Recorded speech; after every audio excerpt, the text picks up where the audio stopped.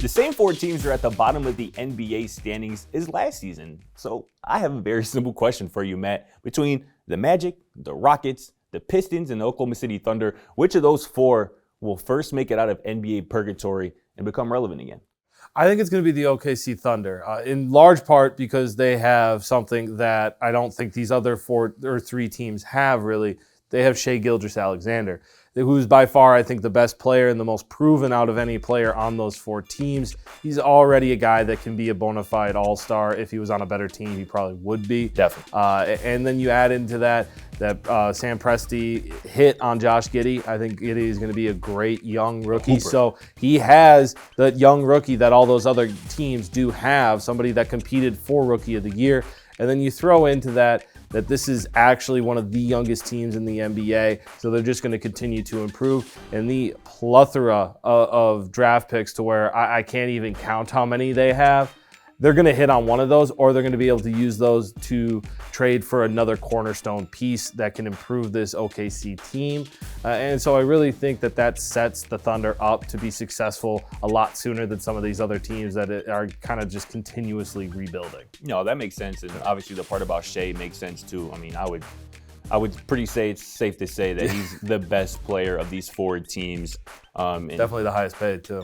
Certainly. And I love Giddey. I've talked about him multiple times on this platform. And I just think, with all the picks that are being hoarded by Sam Presti in that front office, I still think they're a few years away, more than a few years away from being relevant again, in a very, very tough Western Conference. Yep. So my answer is the Detroit Pistons. And similarly, for the reason that you chose Oklahoma City, talking about Shai Gilgeous-Alexander, I think the Pistons just have a superstar in the making in Cade Cunningham. And as we know, the NBA is a star-driven league. Cade, to me, is of that same ilk as Luka Doncic, LeBron James, who are just as lethal scoring the ball as they are facilitating for others and doing other things on a basketball court that don't exactly involve scoring. People might be taken aback by that comparison to LeBron because it's not even a comparison. Wow. But Cade was doubled on 27% of his possessions this year. Steph Curry was doubled on 26. LeBron was doubled on 25 of his possessions this year. Despite that, Cade still averaged 17, 5, and 5, obviously on a horribly bad Pistons squad. But LeBron, his rookie year, averaged 20, 5, and 5. Cade and LeBron, both in their rookie years, shot 41% from the field. So obviously I'm not predicting a LeBron James, trek to the top here for Cade Cunningham, but the respect is obviously there from NBA opponents. The talent is certainly there, and I think he's just going to continue to get better from a very high floor that he showed his rookie season. And obviously, there's more talent, more young talent on this roster. I love that they brought in Marvin Bagley midseason from the Kings. He's been great for them, a perfect lob partner for Cade. Sadiq Bey dropped a 50-ball early this year on just jump shots. 10 threes in a game. And Jeremy Grant as well. Jeremy Grant, I think, is going to be trade bait here soon. And that's kind of why I prefer the Detroit Pistons situation. It looks like Oklahoma City has made the decision. They're going to build through the draft.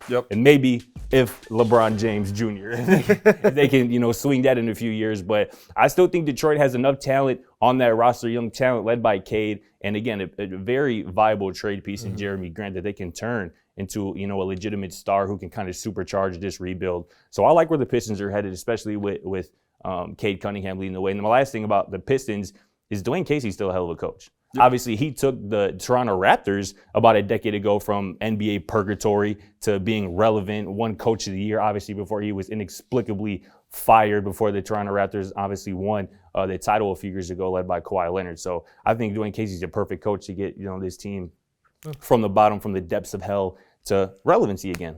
I will say, you mentioned that the Western Conference is tough, but if anything, we've talked about it. The Eastern Conference is kind of the conference right now, and all those teams that you look at that are ahead of Detroit are all fairly young. Just to get out of the play-in and to get into, the actual playoffs as a 6th seed, you still have to go against a young Atlanta Hawks team, a young Charlotte team.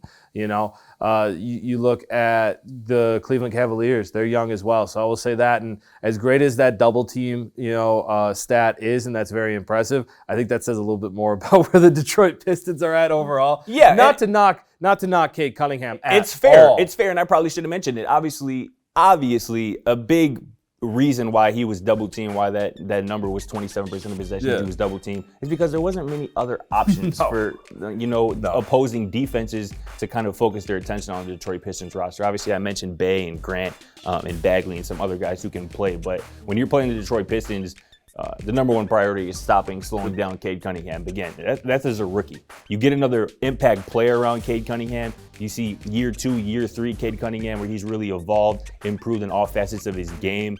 I think that's when this thing can get really, really scary for the Eastern Conference.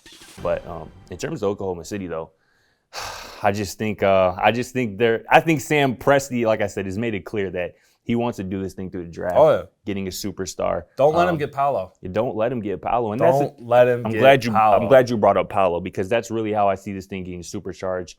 For the Pistons, you can say the same thing for Oklahoma City, but adding, a Jabari Smith or a Paolo, because that's what I think the Pistons need at this point, a real wing player. That would be something. Done. It'd be over. That'd be something.